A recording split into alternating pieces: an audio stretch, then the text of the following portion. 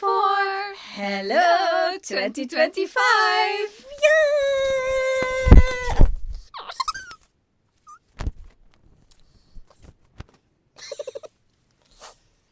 Welcome to our vlog, our what we call our old year vlog, because the Netherlands has New Year's Eve is called Old Year, and when you celebrate the old year and think about what happened, what went wrong, what I could have done right.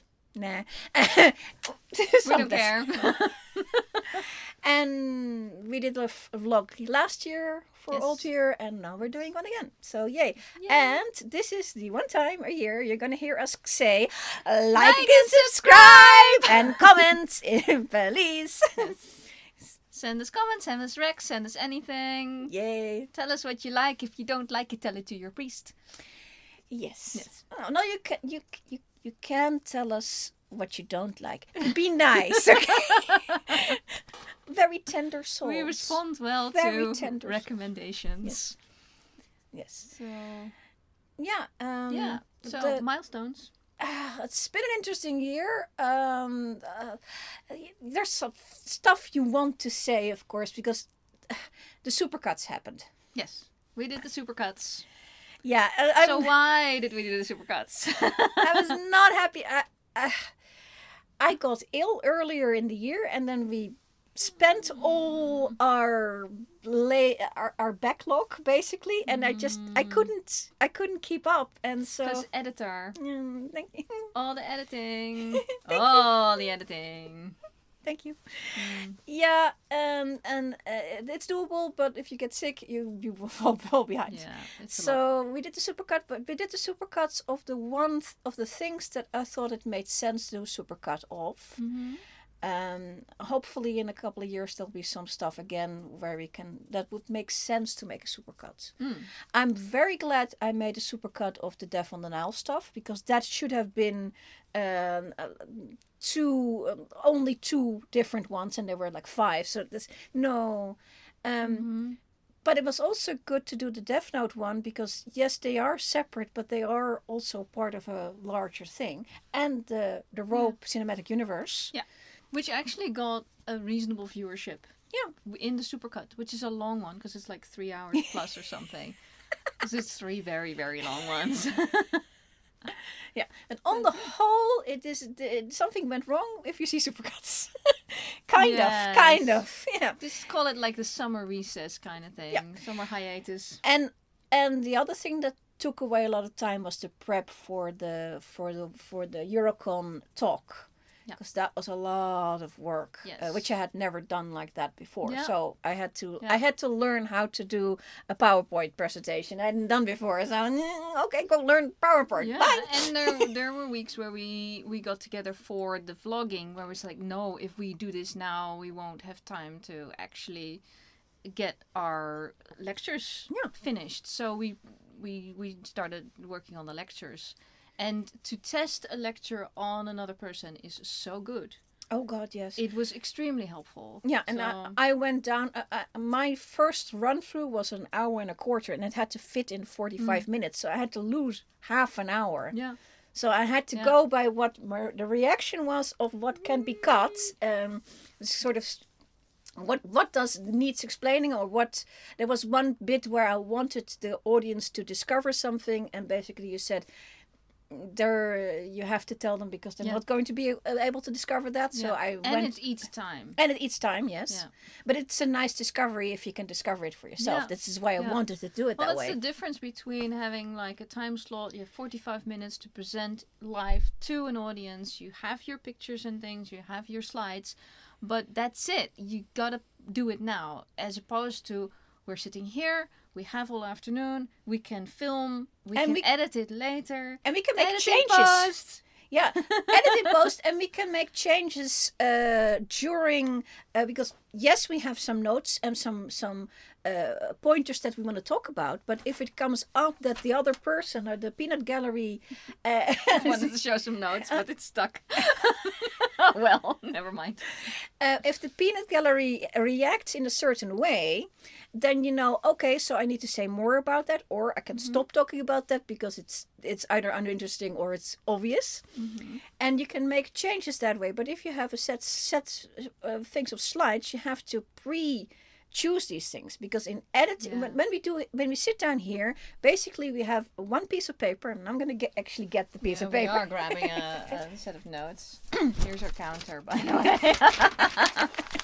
way. You know, we have to keep track of time. So the set of notes is going to look something like that, and with just what movies names and stuff, but also some little notes. And that's it. And then everything you see after, as in pictures and written information, this, I do afterwards. That. Yeah. Or that. And when, again, invariably love story gets mentioned, I have to go find... Love story! I have to kind of find the poster for love story. Why? Again. Because love story. Well, yes. Exactly. I don't think I mentioned love story this year, though. I think at once. Maybe, yeah. I still have to do the love story. Yes, you still owe us that one. Actual review. Actually, yes. And so the dynamic of doing it our way here is completely different from having a preset talk with slides. Because you want to show stuff. The amount of preparation is huge. You have to preempt what is going to come up, and you have to structure your talk. You can't wing it. You can have maybe 10 points, but you have to have the 10 points if you want to then wing the text, what you're saying about the 10 points. And I'm never gonna read off a script. That's not happening. No. Not happening. So it's going to be, the lecture did consist of like 3 sides of pages, but also the slides which I can look at. But then I talk about it. But I know roughly what I'm going to say, just not exactly. But it doesn't need to be that exact. Well, I spoke to a presenter a few weeks ago who did a very long talk, and I said, did you go over time? And he's like, yeah, actually I knew he went over time, but he went over time significantly, and he only had 3 slides. So I told him, you put a lot less on your slides, like 1 subject per slide, so that you can do 5 minutes, and then you know you only talk 5 minutes, and then you go to the next slide, whether it's a picture or a line of text. But he had like 6 points, 6 bullet points, plus photos of the things you need to... That's 20 minutes right there.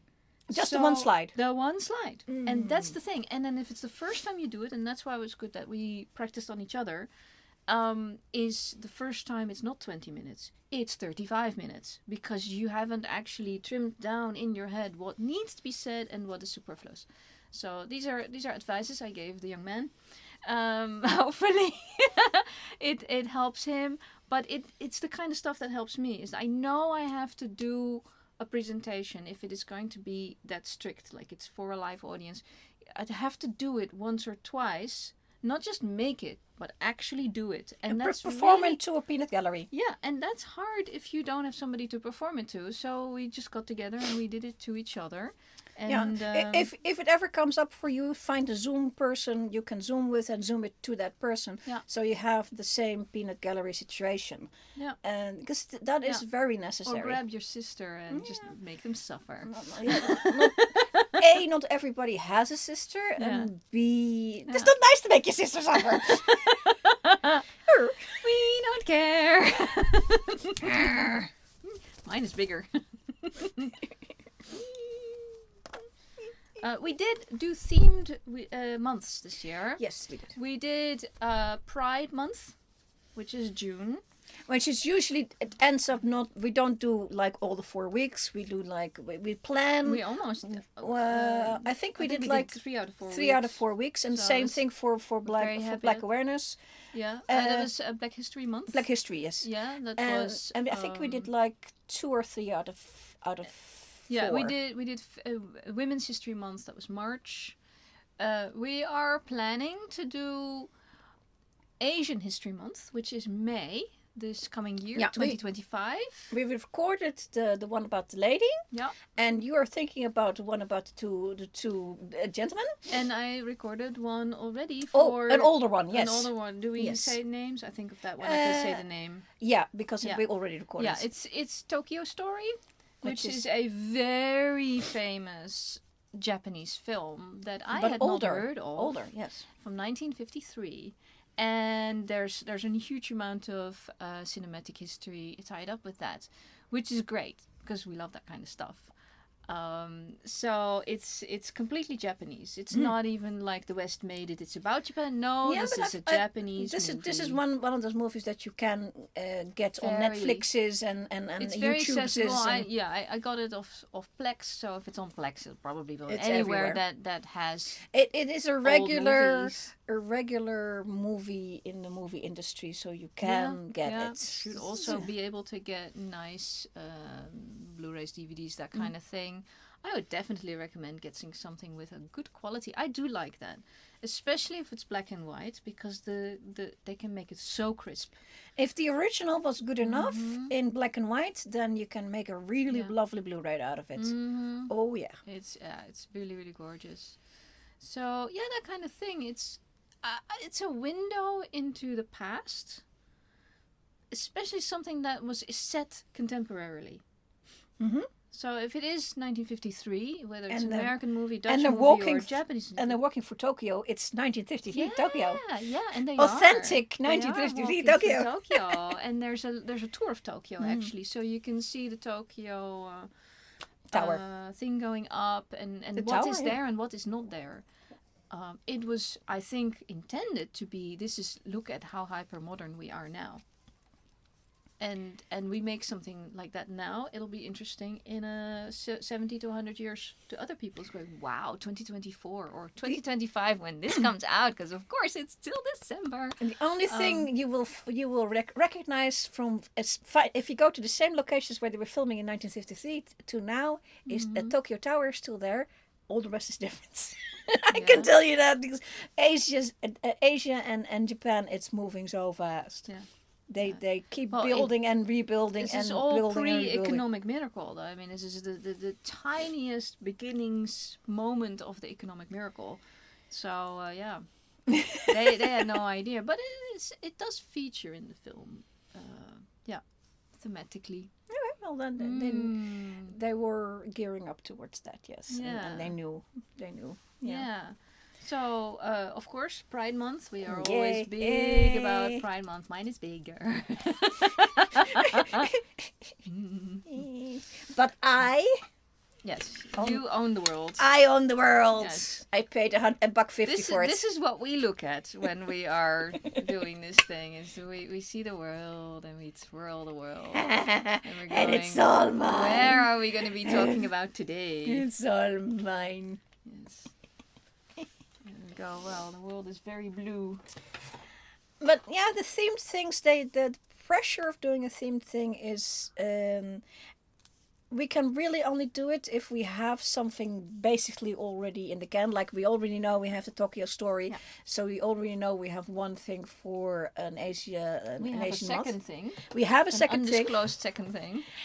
So I think we can call the months done by us if we have 2 out of the 3 I think that's fair, yes. But I would like to try another subject to because we do the reviews for things that we find interesting, so it must be something that fits the theme and we find interesting enough to do a review on.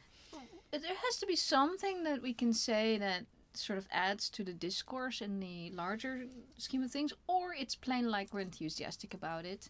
Yeah, but if a thing is just good, it's very hard to make a review. Yeah, because basically your review is, hey, it's great, and the review. That's not the review. You can stop here. Click. The reverse is also true. Like, it's really, really bad. End of review. I've got one. That really, really bad? I haven't recorded yet because I'm like, what am I gonna do with this thing? What? It's just And people loved it. Oh, God. At the time, I assume it's still actually, it's got good reviews everywhere. It's like, Oh, dear. Why is this a thing people love? And show it to me, and we'll sit down together and we'll hash it out. I may not want to see it, but actually, that may be the solution, because I've been. I think so. As long as you can get some sort of discourse out of it, and some like some films. So why doesn't this work? some films have a very definite, oh, this worked really well, and I want to tell you about it, and there is something behind it that you may not be aware of, and I want to tell you about that. Great, that's your review. Or this absolutely did not work, they got it wrong, and it should have been this. There's your review. Yeah. But as long as you have some sort of thing to say about it, and if it's something that's only between us, we can discourse about it. That also works. Yeah, yeah. This is why we do like to do them once in a while together. Yeah. Sometimes something that I liked, you go, okay, and maybe after the review you go, I may want to see it, but probably not. Mm-hmm. And reverse, because we have a similar taste, but absolutely not the same. Yeah. We have a ballpark similar. Yeah. Well, I think it's also our historically we've been exposed to the same things. So we have a lot of overlap in what we combined know. But generally just follow our own noses for our own taste. Yeah. Some things we review together, and I feel like I'm sitting here going, well, there's not much I can add to that, because that's just what it is. Yeah.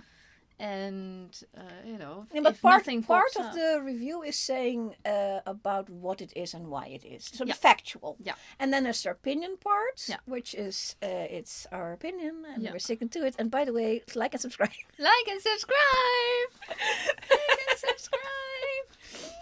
Like and subscribe. But it is our opinion, but it's also some factual stuff. I think that's because when we have facts that people might not know. Yeah, and sometimes I feel like I found out about the facts a little on the late side. Because what I do like to do is I want to watch the thing first. Just go in and watch it. Sometimes, like, just give me the title, I'm good, I'll sit down, I'll watch it. And then after that, it could be very interesting to have the facts and then go back and going, oh, this, because, something like the 12 Angry Men. Mm-hmm. Yeah, which has not come out yet. Yeah, so it's in the can. That is happening, 12 Angry Men. So the whole history of that, how that it exists, that it is the 5th most whatever movie in the world. Who knew? I think that was IMDb. It's a great movie, but I don't know if it's about the 5th. But it actually says a lot about what you can do with storytelling and film that really, really works. Has nothing to do with special effects. It has nothing to do with budget. It has nothing to do with anything other than you have to have an extremely good script, and then you just don't mess it up. Yeah. Because all versions of it work. And there are a bunch. Yeah. Yeah. And then the background of such a thing, because it is a lot of these movies that we do are a long time ago or very far away. Like Tokyo Story 1953, Tokyo. A long time ago and far away. And far away. Yeah. And so the accessibility of some of these movies for an audience that has not traveled that far, you need some extra information, and this is a review I haven't recorded yet, but I am working on it. And that was like a long time ago. I watched a movie from the 30s, and I was very young at the time, and I was going, what? I literally could not understand a single thing about it. Now that I am older and I know a lot more about history and about social history and about conventions, because that's where it went wrong, is conventions, I understand this film now. But this film is unwatchable if you don't know why people are acting the way they are. It is unwatchable. And that is something you can do in a review. is take these things. I mean, not every review is the same thing, you know. So if it's a factual review, I can take all these elements and say, they do this, but this is the reason why they do this. And then the next step is going to be that, which is exactly what they do in the movie, because that is what they're supposed to be doing, you know? And these are the reasons, the social conventions of the time, why they're doing it. And I hope that is a good review. It makes it at least possible for the person to access this movie now, because it's unwatchable. Well, framing something, and we try to do that a lot. We try to frame the things in the period, in the culture, possibly in the language. Sometimes it's necessary, and that is helpful, hopefully, for people who are interested in old stuff and they have no way of accessing it by themselves. I use reviews to figure out if something is worth watching. Yes.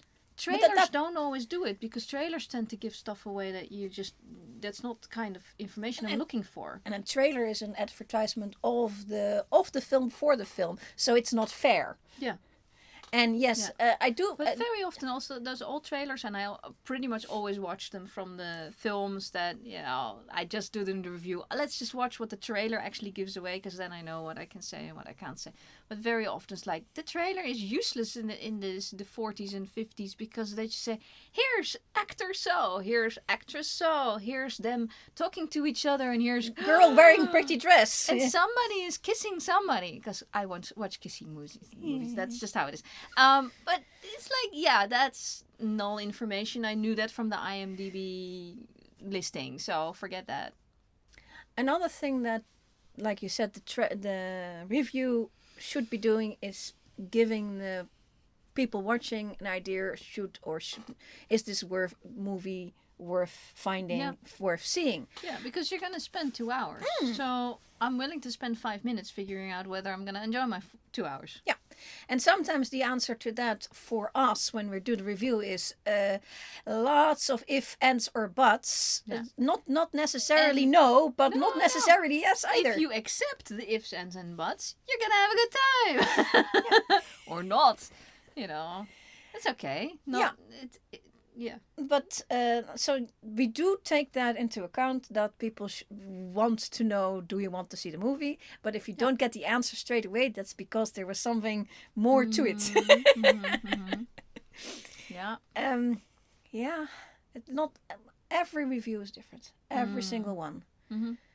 And there are some elements that you try to carry over. I mean, the reviews sort of go into different types, like the informative review, or the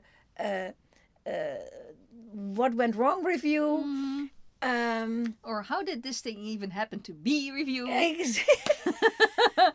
Your Jesus Christ Superstar one was very much a how does this thing this thing happen? Yeah, and how does it work? Because it's a weird thing. Yeah.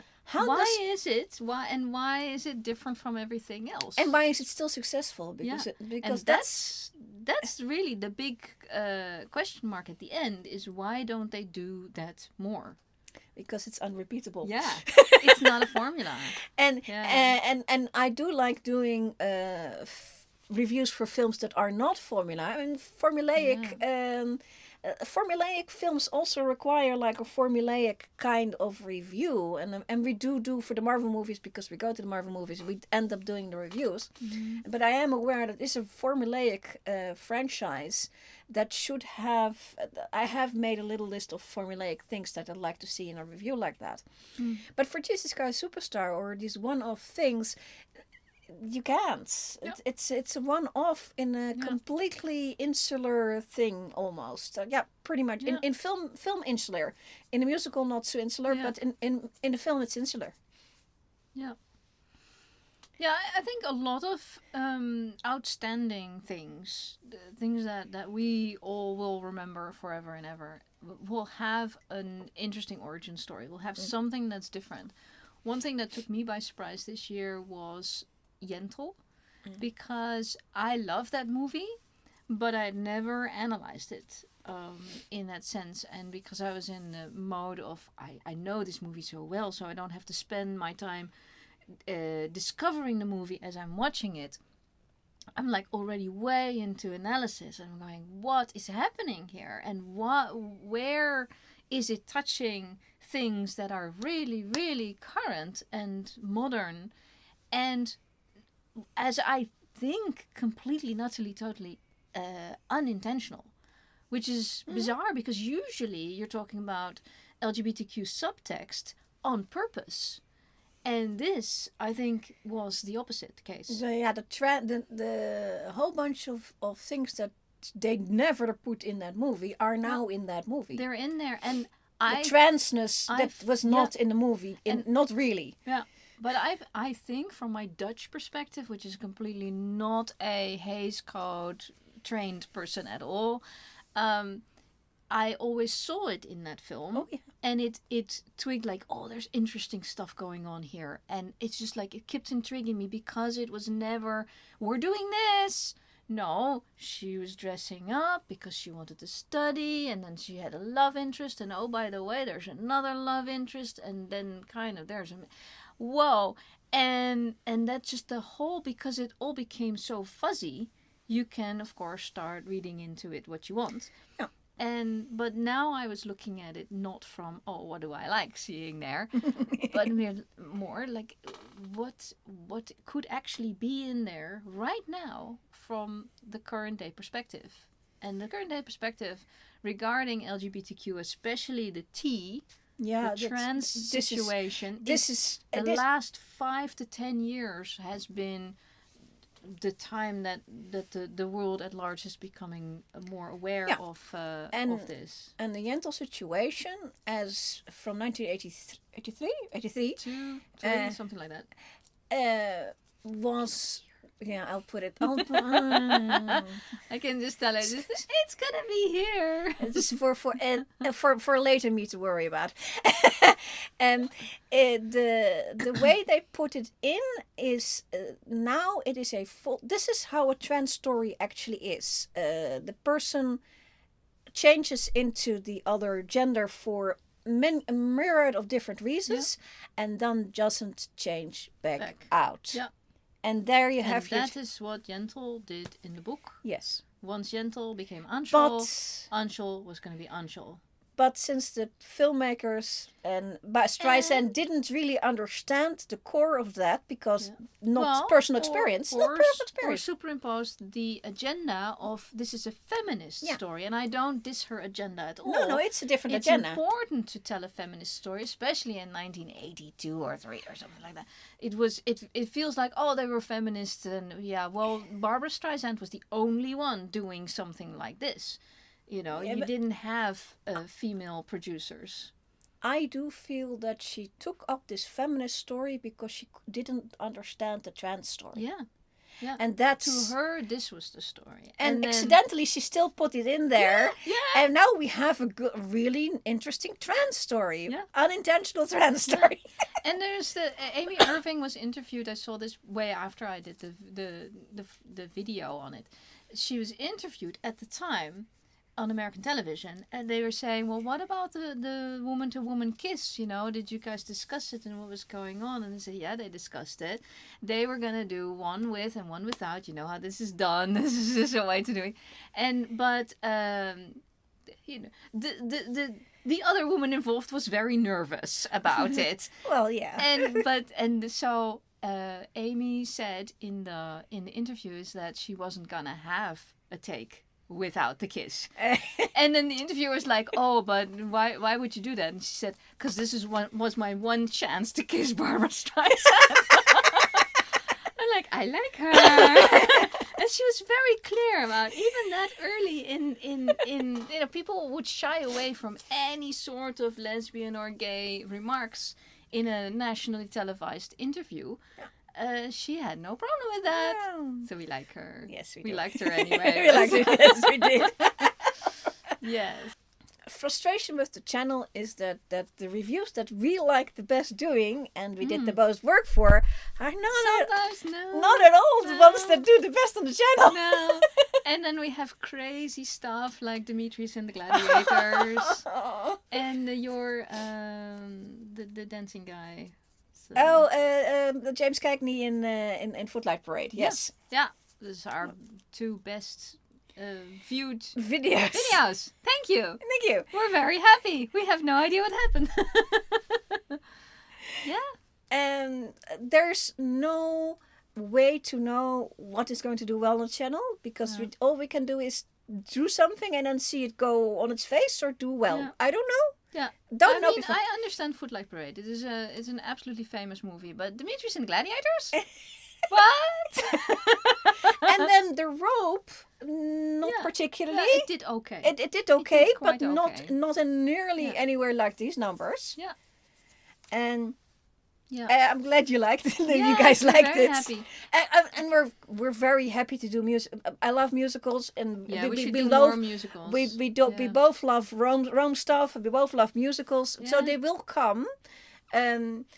But we do want to actually say something about them other than hey we liked it or hey we hated it, or maybe we can do for a whole bunch of them do one of those top 10 top 10 ones of a certain year.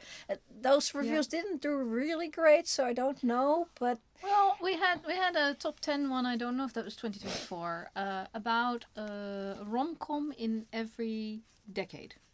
That's I think it's 2023 or 2, I think. Yeah. But that was a fun one. I think it was well watched. We had AI choose stuff for us, and AI really put up a fight over the 1970s. Oh yeah, best. We asked best rom-com of the 1970s. Yes. How about Princess Bride? Yes, it's not 1970s, but the book came out in the 70s. Or how about Mamma Mia? It's not 1970s, but it takes music from the 70s. Or how about Love Story? It's actually not a comedy, but and it is 1970, I believe, or 1969 or 71, something like that. It is, yeah. So not a comedy. However, one kind viewer gave us the comment saying, "What's up, Doc?" So we really should do that one. Yes, and that is 70s. Properly 1970s, properly rom-com. Not rom-com, it's com. It was more of a... More com than rom. Crazy rom. Also Barbra Streisand. So. Well, we need to do more Barbra Streisand. So. Barb, you want more Barb. Yeah, she rocks. She's great. And of course we do new movies. We have just seen Wicked. Which is going to be the... Wicked Part 1. after we have finished this video, you will hopefully Wicked will be next. And that's always a problem with these news things. I would like to, as we're not a new film channel, we are not. But then when a new film comes out, I sort of want to make a record as soon as possible and then put it out as soon as possible, because otherwise it feels like this it goes one here cold. Goes to the movies, and then it's just like, we need to film now. We need to get this out next week. Yes, because and sometimes we do actually. Now it is interesting for people to know if they want to go see Wicked. If because this one's gonna come, Wicked's gonna come out after this review, which is gonna be in a couple of weeks. Our review Wicked is going to come out. Our review of Wicked is already out. Yes, but meaning Wicked is going to be out for a good month before you see our review of it. And for the Dutch theaters, that means it's too late. You will not be able to go and see it anymore. Yeah. So this is why I want to be fast, or it's going to be something people can watch later when they say, "Oh, I want to see Wicked on Netflix or on Amazon. Is it worth seeing?" And then you can go watch my review. And when it's not worth seeing, and we tear it to shreds. And no spoilers for this one yet. No. But this is not about Wicked. This is more about other movies we've reviewed this year. Gladiators. There was one. Well, there was one that was worse than Gladiator. So, Part 2. Yes. So, and that worse one, but Gladiator, that wasn't Gladiator Part 2. There was nothing good to say about it. But there was a lot to say about it that actually explained why it was so bad. And that's interesting. I think it is interesting if you're going, okay, well, we sat through that horrific thing. You didn't. You went out. I did not sit through it. I literally walked out. And so that's why I didn't do the review. So you got a 1-person review. But but then you did explain why the thing didn't work. Yes. Not only was it bad, but as a film, it just plain didn't work. Yes. Yeah. And that's why I and somebody else walked out. That's why you walked. You didn't walk out because of the content, but also because the film itself was a bad film. Yeah. It doesn't help that, like, for the first, I don't know, 15 minutes, it was dark. Yeah. So show me the characters first, then I'll care about them if they die in the dark. Really, there is. I mean, it's just literally film techniques. This is cinematography. What the problem is now. And the problem that they had, because this is the Napoleon film we're talking about, of course. Is that they had to adhere to history, and of course they start in a dark place because it starts with the revolution. But you didn't have to start there. You can start. It's called Napoleon. You can start with little Napoleon going to school. So. I would even start earlier. I would start. Mama Napoleon is having a baby. Yeah, because that's cinematography right there. Yeah. I see so many films doing it, and it doesn't get old. And one of those things that are not in the movie, which should have been, is that Napoleon, his family, he had so many brothers and sisters that it's filmic right there. And lots of kids running around. This is a scene. Exactly. I can see it and there's already. some characters, some people talking to him, and you don't know. I mean, I could extrapolate who they're supposed to be. Like the one brother was there. But they didn't introduce him. Also, they used one actor that was in his 40s.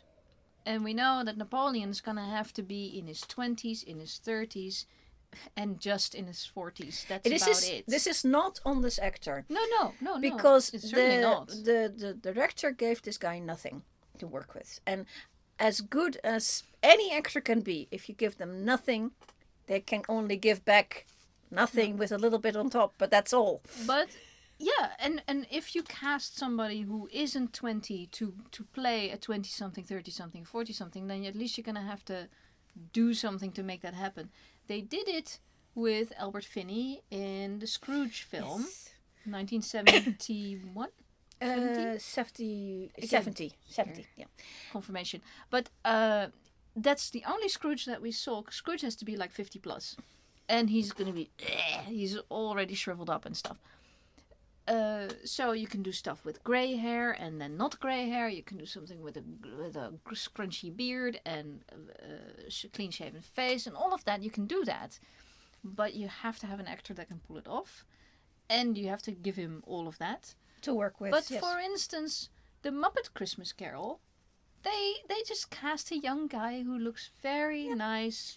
Yeah, but like Michael Caine. But the thing that the Scrooge film from 1970 and Muppet Christmas Carol all do correctly is they give him people to play off. Yeah. And the Napoleon film, they let this guy just stand there looking pontifically. Yeah. And that doesn't work. He does that on his portrait. We don't need that for 2 hours. And the actor can take the instruction and do that, look like the portrait. Yeah, that he does that exactly. Anyway, bad movie. I did a review. There's background on some of the history that's in there and stuff like that. It's somewhere on the channel. This is a lot of history knowledge. I like history. History is storytelling, but real. I do history, but I do different type of history. Yes. Yeah. So I do more like socioeconomic stuff. This is also part of history. It's very. But I like the old, the ancient history, all the way to the proto-humans. I'd love to see a film about proto-humans humaning around around the Ice Age. Well, that was a film that. Yeah, it's a bad one. Yeah, it was a bad film. Yeah. And I want let me rephrase that. I want a good film. Well, we all want proto-humans humaning around we around all the want globe. good movies. Of course. Yes. That is a reason. It's difficult because you're gonna have to do makeup and stuff, and then you have to figure out how they communicate. They can do a lot now, and they can and I think that one of the reasons we went into doing reviews is because we like movies and we want to see good movies. And sometimes we see a bad movie and then we want to bitch at each other. So we bitch at each other for a good 20 years and now we're bitching at you. That's the thing. We were just like, this is a whole debate. We might as well just film it. Because there's so much, we pull from all these sources and we don't know the same things. No. We have interests in different things, also different geography. Interests, historic interests, roughly. Some of the things that we're not interested in things like horror. Both are not interested in horror. So, if you see horror on the channel, it's incidental. Yeah, there must be a reason. Yeah. Sometimes, hey, the thing is, if something is really, really good, and not too horrible to look at, we are willing to watch it. Speak for yourself. I'm willing Still to not at watching least. horror. Well, no, but like I said, not too ugly to look at. Yeah. Okay. Yeah. Oh, I'm happy to watch. Hey, if it's pretty horror, I've watched pretty horror. I would say Crimson Peaks is the prettiest of horror. Beautiful. I mean, don't listen to the story, but just watch the pictures. The pictures are beautiful. There's a very nice little movie with Jensen Ackles that I could technically do for the channel, maybe for like Halloween or something. If you want. Yeah, we do our Halloween film every year. We like a good Halloween film. Yes. But we like them funny and we like them musically. Yes. Yes. And things like Nightmare Before Christmas is going to come at some point. Yeah, we'll have to do that one. Yes. But you should you should subscribe, you should hit that button. Yes. And smash the thing and like and subscribe. Like and subscribe. The choice to do stuff in a combination is always difficult. Mm-hmm. And sometimes things come to you and you say, that's exactly the same story as that other thing. So I have to go include that other thing. Yeah. Otherwise, it looks silly if I want to do a review of that other thing later. Yeah. Because basically, I'm saying the same thing as a couple of times, and this is what led us doing the Christmas Carol thing. It's because you just have to say the same thing all the time, and you might as well do it over a couple of movies or all of them. Yeah, not all of them. I think we had like 30 of them. we're like, are we doing them all? We're doing them all. And anything I could lay my hands on, we did. And there were some surprises in there, like the little TV one, the British TV one. Yeah, with Michael Hordern. Yes. Yeah, which was it was almost a retelling, but not enough that you didn't... No, the British, the one, the East End one. Yeah. Yeah, okay, the modern one. Yeah, the TV. Yeah. So 1 hour one or something like that. It wasn't that was an hour and 23 minutes, something like that. A short hour and a half. I really find that was one of the most interesting ones that was in the set. Of like, if you're gonna do a Christmas Carol, you're not gonna do it straight out. Like Patrick Stewart, boom, straight out. This is it. This is a Christmas Carol. Yeah, but then you have ones that are, but you can say a bunch of the things that you'd say about the Patrick Stewart one would be what you also say about that other one, from 2000, BBC TV one, and so at the very least, I would want to do Christmas Carol, at least three movies in one review. Otherwise, you're just anytime you would get another one, you would be saying the exact same thing. Yeah. And we were debating on which ones to combine into one review, and then basically came to the conclusion, no, we have to do them all. Yeah.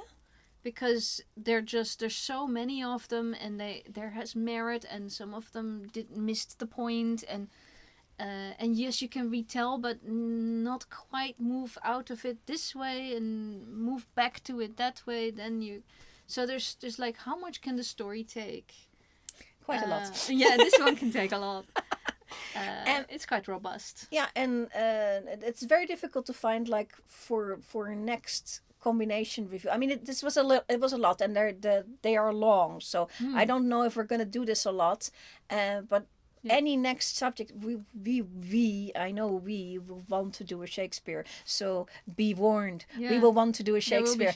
There will be Shakespeare on this channel at some point, because to us Dutch people, Shakespeare is just one brand of English. It's not in any way special or weird. It's older, which is interesting in itself, but it's not weird or daunting in any way.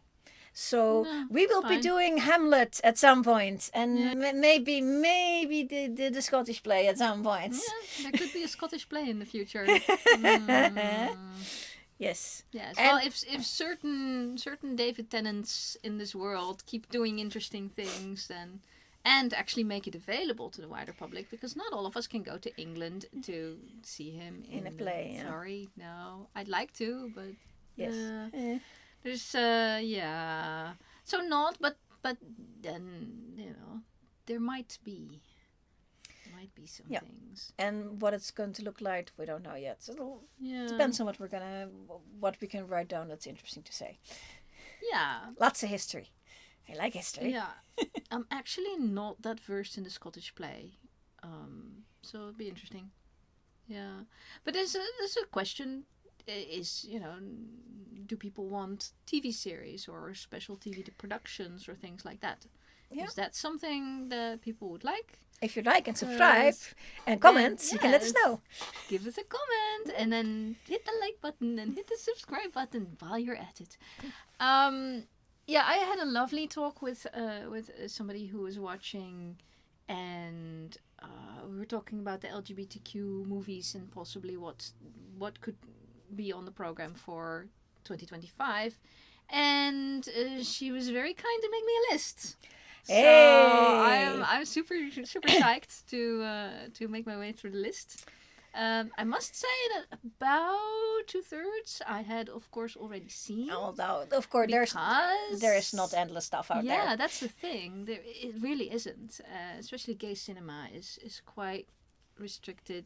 And we will want to do a Torch Trilogy at some point. Yeah.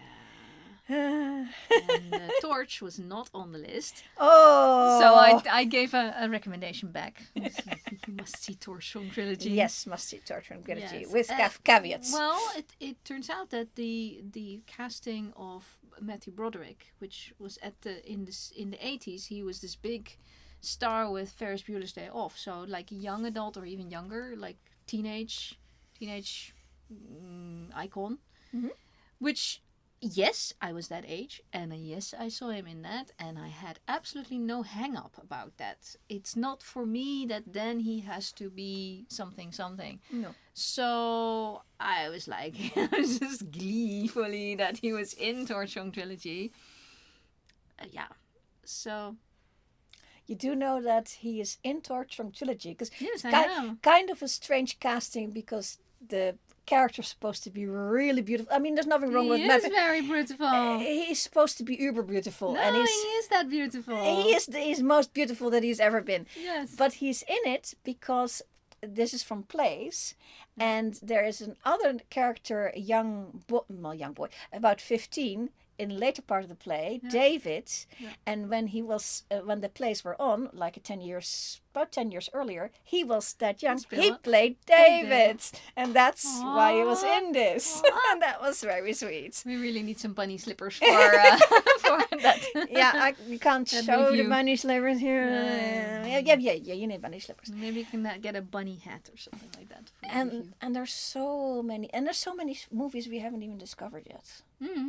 Good stuff out there. There's also a whole bunch of bad stuff out there. Well, things like Tokyo Story, I didn't know about it, and I was just I had heard the title, but as an old movie, yes. Yeah, I had heard the title, but not even sort of like what is it supposed to be, and that was an experience, and I love that stuff. So I probably would have ended up watching it if I wasn't doing the film channel, but because I was doing the film channel, it was. Because we do the film channel, we do watch some stuff you wouldn't have ordinarily watched. Yeah, Oxbow Incident. Yes. What? Yeah. Well, Henry Fonda, but yes. But no, you wouldn't have picked that up if you hadn't been part of the channel, I think. No, probably not. I mean, no. I always follow my nose. And you wouldn't have rewatched 12 Angry Men.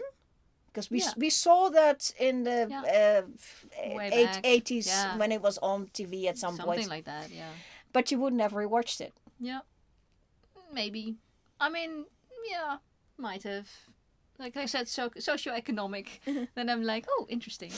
Yeah, but there's so much other stuff to watch out there. So there's and they do make a lot of stuff. There's more stuff coming out now than ever before. And then from more countries than ever before. Yeah, and it's accessible to us because there's subtitles under stuff in a language we can read. For me, it has to be Dutch or English, and if it's German, it's going to be a slog. But we'll do it. We've done it. But any further out of left field than that, it's going to be really, really difficult. But there's so much stuff that's subtitled now, and so many streaming services. Yep, but then there's also need for review channels to tell people what is worth watching. And I've never actually tell anybody very occasionally you should or shouldn't watch it. It's either really, really good or really, really bad. Yeah. Yeah, or not, or it's like, well, it's kind of okay, but they could have done blah blah. And then it's not a very wholehearted recommendation to go and watch it. I think. And I think that is actually the problem with old stuff, because if you want to see something that's gonna wow you, it's gonna have to be either the top of the range of the old stuff, or you just have to choose something new, because a current day viewing sensibilities are, it has to be fast, it has to be colorful, it has to be packed full of action. Yeah, but I really like movies that tell a story, that takes you along, that reveal the things. The thing is, they made those movies, and when they made the movies in the 30s and the 40s and the 50s and even 60s, they made them as an ephemeral thing. It would come to the theater, and especially before World War II, it came to the theater and then it left and did not come back. Then with World War II, they started to have needed to have entertainment for GIs, so they started to reissue all of these things. And then they realized, people can going to re-see some of it, but only limitless.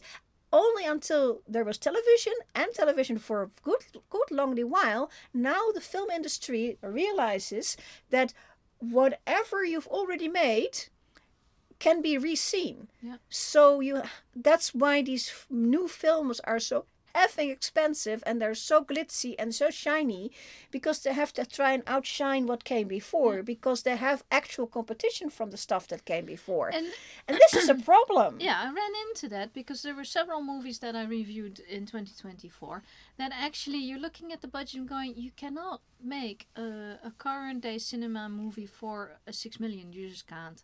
I mean, you can if you're super innovative people with the iPhone, whatever it is that is the innovation, and you're ahead of the curve. But generally speaking, you're doing the accepted normal thing to make films. 6 million is not going to get there. And and there were a few films that I reviewed that were in current day money, were that kind of funds, and going, no, that's straight to DVD, that's straight to video, straight to streaming now.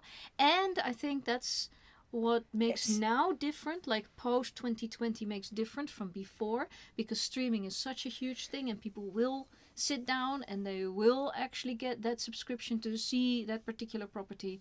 Well, they may not keep the subscription for very long. That's the downside of the whole streaming industry. But it's you can actually make an amazing piece that doesn't have to have the 200 million budget, because you're telling a smaller story, you're telling something more intimate, and then you put it on streaming. Yeah, but that's the solution. It has to compete with the old movies from yesteryear that also had, because it's all on the Jimmy Stewart. It's on the same streaming service, doing the best storytelling in It's a Wonderful Life. You have to be in competition with that. Even your 6 million little budget movie is in competition with that. Every Christmas movie that wants to take itself seriously is in competition with all the other Christmas movies that have done fantastically well. And now that they are aware of this, they're making different stuff deliberately. But we also did like the old stuff, and we would love to see an actual old-fashioned musical in the style of the 50s, but it's not going to happen because there are so many... It doesn't work that way. Musicals in the styles of the 50s from the 50s. And one of them eventually, out of these periods, breaks the entire mold. breaks the whole system, and then you can't do another one. So Cleopatra, we have concluded, broke the entirety of the Roman epics. You're done. You can't say anything. You can't top it. You can't top it. And Ben-Hur, and that came out from almost a couple of years earlier. Ben-Hur's earlier. No, 59, yes. Yeah. Top of my head. Yeah, but still, it's within that few years range. It's been a couple of years. No, and a new era is breaking out, whatever. And it's a matter of fashion as well. But there's always the audience is always interested in good storytelling, no matter the form of it. If it's good storytelling, it's good storytelling. But I do understand that you will run out of interest in Roman epics just for the Roman epic. It also has to have the good story. Yeah. And if it starts to dwindle on the good story and it just goes for the glitz, which is something that Hollywood absolutely falls into. They just do glitz and forget, you also have to have a good story. And then people lose interest because glitz is not enough. Yeah. You have to have the full package, especially if you're paying what we were saying to each other, what we're paying to actually go into the movie theater. It was $15.50 per seat. In euros. In euros. But even in dollars, that's quite hefty. And they're nice seats, but... Yes. You know. And it was a nice theater. It's in Amsterdam, but it's not going to be any different in, boonies in the Netherlands. So you want a lot for it, and that means that they have to put a lot in it, which means the film is overstuffed. And that's been like every movie we've been to in the last 3 years has been overstuffed. Yeah. All of them. I have to say that if you talk like Wicked, that kind of overwhelming in your face sensory experience. In your face. They were already doing that in the 70s with Oliver Twist. Yeah, but that was the fun one-off. It wasn't every movie. This is every movie. Yeah, I know. But My Fair Lady is also a complete sensory overload. Yeah, but that's one-offs. Yeah, but it's a lot of them. There's a whole bunch of them. No, but this is, I mean, literally every film that comes out in the cinema, that comes out from the Hollywood scene, is overstuffed. In fact, I've seen films that are not Hollywood, and they're also overstuffed because competition. And well, yeah, everybody's competing with the Hollywood films. Yeah. Anyway, like and subscribe if you like movies. We do like movies, by the way. Some that's just frustrated with bad movies. Well, we're happy to tell you what sucks. Loudly, repeatedly, for an hour and 4 minutes. Yeah. What's our longest? At the moment is the Scrooge one. Yeah, the Scrooge. Yeah. An hour and 45. Yeah, so for a single review. That's the thing, we want to put more international things, and especially some Dutch things. On. And we want to put on some stuff that is not, that you can't go and watch, which is a difficult thing to put on. Yes. But still, we want to mention it, and the one about the translations of the Christmas Carol in German, French, German, and Dutch. It's largely about the Dutch one, but that Dutch one you cannot go and see anywhere. Yeah. So that's why it's so long, because I did the whole thing. Because if I'm not going to talk about it, who is going to talk about it? Who's going to talk about this stuff? Nobody seems to know it exists anymore. Because after the wonderbaarlijke genezing van Ebenezer Scrooge, which is the Dutch Scrooge one from the 70s that we were referring to, I saw the pieces of the Christmas Carol production that they're currently doing on Dutch television every December. I didn't know about it. I must have missed it. I did. And I was like, oh, surely they got that script. No, it's completely a different production. It's completely different. But if you don't redo, and this is like, there are remakes of remakes of remakes. But if you don't remake, then it goes away. It's gone. Yeah. It's completely gone. This thing is gone. Yeah. Like it never was, sad. and which is such a sad thing. Yeah, and that I think I find that sad for stage. For the people involved, but for stage productions generally, I find it sad that it's ephemeral, because I'm a movie lover and a television lover, but we also like when they put the stage straight from the stage onto the screen, and just put cameras on the side of the stage and record it.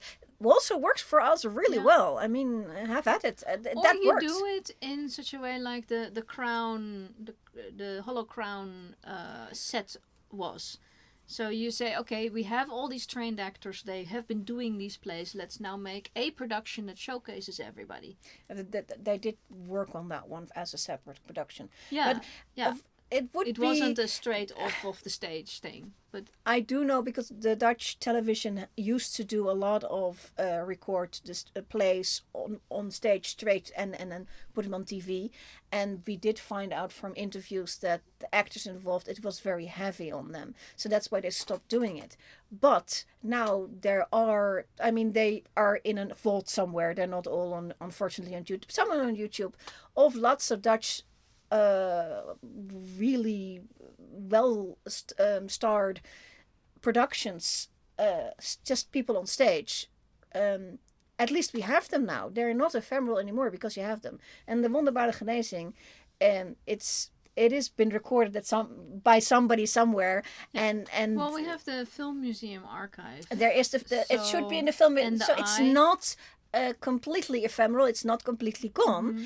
It's just not out anywhere you can see it. And so here's the problem: is we like to look at old crap, because we like old crap. We like to look it straight in the eye and go, "You tell me, what did you think in 1933 about stuff?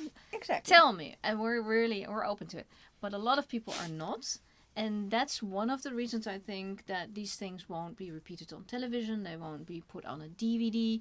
There's a whole bunch of DVDs that we have, the Dutch productions. And most of them don't have English subtitles, which is a crying shame, because that's a simple thing to put on. Yeah, it's so work, it makes it inaccessible to everybody who doesn't speak Dutch, which makes no sense. There's a lot of people who don't speak Dutch. Yeah, so that by itself I have a major beef with. But then there's all the stuff that they're not putting out on streaming on YouTube, because we have the old films that we did one. Morgen gaat het beter. And there Things will be better tomorrow. Yeah. That we did a review of that, and it's delightful that it is on YouTube. It has English subtitles. Anybody who wants to can watch it. Not English subtitles, but it's the one that I thought it had, but it didn't. So it is there, but now that it's there on YouTube, some good soul can come and make the subtitle. Well, yeah, but you can also take your foreign thing, and if the sound is good enough, the YouTube will pick up the sound and transcribe it and not make great, the subtitles, and then you switch the subtitles in the settings to create English out of it, or whatever your language is. I do that with stuff. I do that with Japanese It's not stuff. going to be brilliant, and you may get some. It's a whole lot better than nothing. It is in the ballpark of it's better than nothing. No, it is helpful. We just want to enjoy nice movies. Yeah, we just want to and then bitch about them. Look at them. Go. And if you like it, subscribe. Like and subscribe. And then we will make more. Probably make more anyway. But like and subscribe anyway, please. Like and subscribe. We are unsure of what the algorithm could do for us. But I think it probably would help if you liked and subscribed and comments. Some people say that commenting is very good for algorithm. Mm. And we also like comments. Oh, yeah. Like actually read them and stuff. Yeah, and then, read every single one. If we have something sensible to say, we will respond. And even if we don't have anything sensible to say, we might respond. Yeah, and we're always interested in recommendations. We can't promise that we will actually do them, because there might be other reasons that we don't do that particular thing. But if it isn't very scary or very ugly, and it's not brand spanking new, we very much will consider it. We had it. some awesome recommendations. We had Grapes of Wrath, which is one I did, and I'm still very, very happy that I was exposed to that. And we had the one Restoration. Restoration, that was a very good one. Super interesting. Very pretty to look at. I love a good pretty movie. So that was a very good one. Yeah, but please do send us recommendations and subject if we can actually get it, because we can get a lot, but we can't get everything. Yeah. Yeah. The weirdest things where you sort of go, oh, you should be able to get that. Nope. Yeah, and then the weirdest things where you go, there's that never, ever. Oh, here you go. Yeah, there it is. So, who knows? But I think that's the day and age of all these streaming services, is that you have no idea what's on what. Because I was not actually looking at Plex to specifically find that movie. And we're not sponsored by Plex. Or anybody. Ever. Ever. So well, that makes it easy to mention where things are. If it's, but again, look on YouTube. If you first, if you have something like this weird old thing, especially TV productions that clearly aren't going to create a lot of money for the copyright holders anymore, take a look at YouTube, because it's and some of these, what's there. These older movies that are fully in copyright do have a complete version of it on YouTube for whatever reason. Yeah. And a couple of times I saw, it is an older unrestored version. Yeah, or an ugly VHS version or something. With All the President's, sorry, not All the President's Men, the other one, 12 Angry Men, the other men. Also political. There was that TV production that it was originally based on. Well, that was the original production. It's just on YouTube. Yeah, a bunch of all this 50s TV stuff is on YouTube. I ended up watching it in the middle of the night because I couldn't sleep. The day before going to actually do the review of it, and saying this is here. I just literally didn't think I would be able to find it. When I found out it existed, it just didn't occur to me. For these older things that were on actual American television in the 50s, or stuff that was on radio in the late 30s, 40s and 50s, some radio play stuff, go to archive.org. Sometimes they have it on there as well, or another version. And then a reflection on YouTube, but not all. You try both places. And complete movies. Yes, complete they might. Sets of, there's certain amounts of movies were dumped in places, and I don't know the actual details of it, but there's so many movies in their entirety on YouTube. We've used a couple of them. The Big Fisherman is on YouTube, which is the kind of thing that is hard to get, because there's not a single beautiful version of it out there, because there's no DVD or a Blu-ray or even a VHS. I think. Yeah. I think the YouTube one is from a transmission on television. Stuff. Yeah, because it's supposed to be Panavision. It's supposed to be like this nice wide thing, and it is. The a 3x4 box. Yeah, lovely stuff like that. And that way, I just follow my nose. On these platforms, like, is there stuff, and the algorithm will show you more stuff. If it's about romance, I'm interested. And if it's with Howard Keel, you're interested. No, it's more like Richard Burton. Yeah, okay. There was no Richard Burton in that one. Never mind. Sometimes you go from Richard Burton movie to a franchise, and then you end up with a Howard Keel movie. That's how it goes. Who knew? And if they have enough in common, you make it a combined review. And if they don't, you don't. Yeah. Well, and that's the thing. There's a toss-up between, do I actually combine it or not? And some of them is like, even they might have the same title and it's still so different that you just go, no. Or they don't even have the same title, and it turns out they basically just recycled the script. Yeah. I had that with the fall of the Roman Empire and Gladiator I. It's just the same story. Yeah. It is just the same story. I'm gonna just be saying two things. I might as well combine. Yeah. But it's because you recognized it. Yeah. You had already seen the fall of the Roman Empire. Twice. Yeah. 3 times. Yeah. Yeah, I'm going, wait, this is it. Now, and they did odd things like the Magnificent Obsession, where they made the film in the 30s, and then the remake is not a new film of the book. It's the remake of the film. Yeah, but Hollywood does that. Hollywood does that. And it is actually, when you look at who wrote it, the script, etc., credits, it specifically points to that as well. Yeah. So it was all done on purpose. It's just as a viewer, you're going, I'm putting 1 and 2 together and then getting like 3.5. So. And that's a Hollywood thing, because I've seen it a couple of times where the remake of a thing that already had like a book or before it, they're making a remake of the movie. They're not making a remake of the book. Yeah. So it says something about what the actual experience of people was. And the experience of the filmmaking people was, of course, the film. Yeah. Not so much the book. No. There's somebody sitting in a room making the book into a script, and after that it's all film. It's all film, yes. Yeah. Anyway, if you like movies, like our channel, and subscribe. And it is... Hit that smashy button. Yes, please. Put the likes in. Comment. Lots. Give us a comment. And it's now 2025 where you are. It's almost 2025 where you are. Nearly. Getting there. Getting there. Very close. Here is a countdown. There's a countdown to 2025. Yeah, I hope for a great year. The last year was interesting. Yeah. Some of it I loved. Some of it was really shitty, like getting sick is really shitty.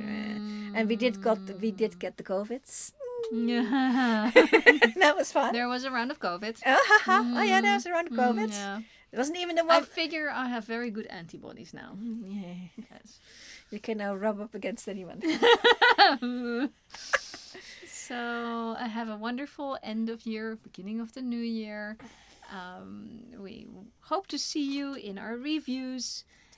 We hope we have some stuff for you that you're going to like. We've given you some tipping of the veil for... I have a list. You have a list. I have a list. And we'll have some surprise stuff as well. Yeah. So. Yeah, I got some surprises. We already have some stuff filmed.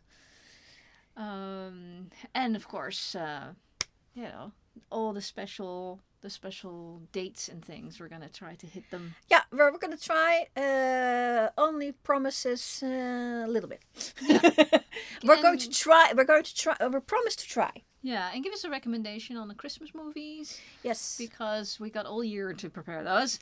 And you need to top A Christmas Carol times 30. So there you go. And something for Valentine's Day would be nice. Last year we did red, white and royal blue. Yeah, we need a good one for that as well. And an LGBTQ one if you can find it. That would be cool. Yes. But a really good love story. Or you can do love story. Now the love story is very sad for love story. Oh my God.